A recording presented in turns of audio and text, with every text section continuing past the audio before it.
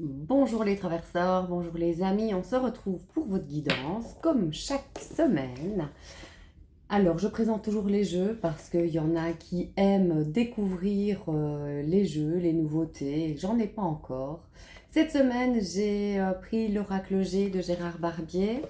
Alors je vous le présente quand même parce que je crois qu'il y a des petits nouveaux sur la page. Donc voici un petit peu l'ambiance du jeu, donc bienvenue aux nouveaux. Ensuite, j'ai pris l'oracle des reflets, les cartes qui ont été créées sur des mares de café, donc le jeu de Célia Mellesville, et puis une petite carte des portes de l'intuition pour avoir un message complémentaire. Ce sont des petites cartes avec des phrases et qui apportent une vision qui enrichit le tirage. Donc voilà, c'est comme d'habitude, on va procéder au choix 1, choix 2, choix 3. Vous vous laissez porter par un nombre. J'ai pas mis les cartes cette fois-ci pour que vous puissiez un petit peu vous concentrer. Donc je vous propose de fermer un petit peu les yeux et de vous laisser porter sur soit le nombre 1, soit la vibration du nombre 2 ou la vibration du nombre 3. Donc vous respirez, vous faites quelques respirations, vous vous laissez porter et puis vous allez suivre la guidance. Vous pouvez avancer le timing et la guidance commence tout de suite. Pour vous qui avez choisi le premier tirage, je vais d'abord vous montrer toutes les cartes parce que moi, quand je vois toutes vos cartes, donc voilà, vous avez la carte du feu, vous avez la carte des tours, vous avez la carte de la renaissance et puis la carte du message. Moi, quand je vois toutes vos cartes là, j'ai envie de dire qu'il y a quelque chose qui brûle en vous et qui doit être libéré. Il y a vraiment cette impression d'être animé par quelque chose et que c'est le moment maintenant de libérer votre joyau intérieur ici et de laisser émaner ce qui doit l'être. Donc, il y a, à mon avis, une période de transformation, puisque le feu, il est aussi symbole de la transformation. Ça peut représenter, dans la vie matérielle et concrète, le foyer. Vous pourriez avoir peut-être des contacts chaleureux vis-à-vis d'un extérieur. Vous pourriez revoir des personnes que vous n'avez plus vues depuis longtemps, par exemple, et euh, retrouver quelque chose d'heureux ensemble. Il peut y avoir aussi des transformations sur une maison, un immeuble, une propriété. Euh, qu'est-ce que j'ai envie de dire d'autre? Je pense aussi que ce qui est en train d'émerger, de se transformer, ça peut se faire aussi par paliers, par étapes. On voit ici que ce sont des immeubles de plus en plus grands. Donc il y a cette notion d'agir par étapes peut-être, euh, soit dans la rénovation de quelque chose, d'un bien immobilier, ou soit vis-à-vis de soi-même dans une transformation intérieure. Donc voilà. En complément d'information, vous avez donc la carte du message. Je pense que vous allez cette semaine être attentif aux messages qui vous sont donnés, à la communication que vous allez avoir avec d'autres personnes. Il pourrait y avoir des informations que vous attendez et des messages qui sont délivrés pour vous aider peut-être dans cette transformation ou pour évoluer un petit peu plus vers vous-même. Donc ici, il peut y avoir vraiment des messages qui vous sont transmis. Écoutez votre intuition, soyez attentif et en tout cas, ça parle d'une communication, d'échange et donc peut-être avec cet extérieur qui est présent cette semaine autour de vous. Alors, ici, vous avez la carte de la Renaissance. Je vous lis la petite phrase. C'est le moment de libérer votre joyau intérieur. Donc, peut-être que vous avez mis de côté certaines choses depuis un certain temps, que vous n'avez pas prêté attention à vos envies, à vos besoins. Et on vous dit maintenant que c'est le moment de libérer un petit peu ces projets, euh, une façon d'être, peut-être plus authentique aussi avec vous-même, de libérer un petit peu ce joyau intérieur et d'être dans un mouvement d'ouverture. C'est ce que je ressens aussi quand je vois votre tirage, d'être dans cette ouverture, d'utiliser peut-être aussi euh, votre créativité, la façon dont vous créez les choses pour votre vie, puisqu'on est dans la renaissance, il y a quelque chose qui s'ouvre, il y a quelque chose de nouveau Et on est avec cette renaissance dans cette notion de transformation. Donc il y a des choses qui bougent pour vous cette semaine et qui vous ouvrent à quelque chose de nouveau. Bah donc allez-y, c'est favorisé cette semaine pour vous. Voilà donc les messages. Je vous souhaite une belle semaine et à la semaine prochaine. Alors pour vous qui avez choisi le deuxième tirage, bon, ben, je ne vous fais pas de dessin, vous allez vous-même ressentir quelque chose quand vous allez voir ces deux cartes. Ici, on a la carte du rat et la carte de la flûte cassée. Donc, on voit qu'il y a quelque chose qui s'est cassé, qu'on a perdu peut-être quelque chose. Il y a peut-être quelque chose qui nous a parasité et qui a créé un sentiment de cassure. Au niveau du rat, ça peut être aussi une petite maladie.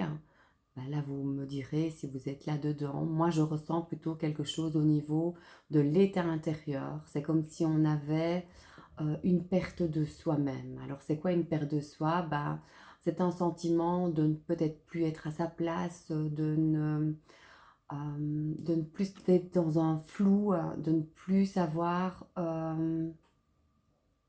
comment se tenir debout et comment avancer, j'ai envie de dire. Donc, est-ce qu'on est dans un état de déprime? En tout cas, il y a quelque chose qui nous grignote et qui provoque une perte de joie. On voit ici qu'il y a quelque chose qui est brisé. Alors, ça a pu être aussi des disputes, des conflits. En tout cas, il y a probablement quelque chose qui vous a secoué et qui vous a un peu ébranlé. Alors, on ne reste pas là-dessus parce que justement, ces deux cartes-ci, elles sont vraiment très favorables. Ici, on a la carte de l'étincelle de vie et là, courage et lancez-vous, une réalité pleine de promesses vous attend. C'est le plongeon. Donc, on va essayer cette semaine de sortir de cet état d'être pour aller vers quelque chose d'autre. Pour ça, il va falloir croire en soi, retrouver de la confiance en soi. L'étincelle de vie, c'est toujours croire que quelque chose est possible et qu'on peut changer les choses. Donc, pour moi, ici, on vous demande de changer votre état d'esprit. Peut-être qu'il y a un travail intérieur à réaliser pour sortir d'un état qui n'est pas porteur et pour aller oser faire ce plongeon pour, voilà, peut-être retrouver quelque chose de lumineux. Et donc, il y a même un petit cœur. Moi, je trouve que cette carte, elle est très jolie. Elle montre qu'il y a quelque chose d'autre qui s'ouvre à vous. Mais pour ça, il y a un travail intérieur à faire. Alors, ce travail intérieur, il peut se faire avec un thérapeute. On avait déjà ça, je pense, la semaine passée, avec la carte du pape, je pense. Et donc ici, il y a vraiment un travail à réaliser pour retrouver de la joie de vivre, sortir d'un cercle vicieux.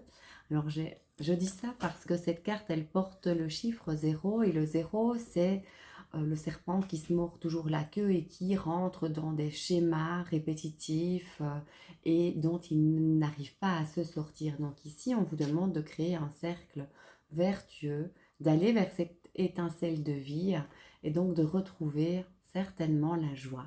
Alors comment on fait? Ben voilà, c'est tout un travail intérieur. Peut-être qu'il y a une petite annotation dans le livret pour le plongeon.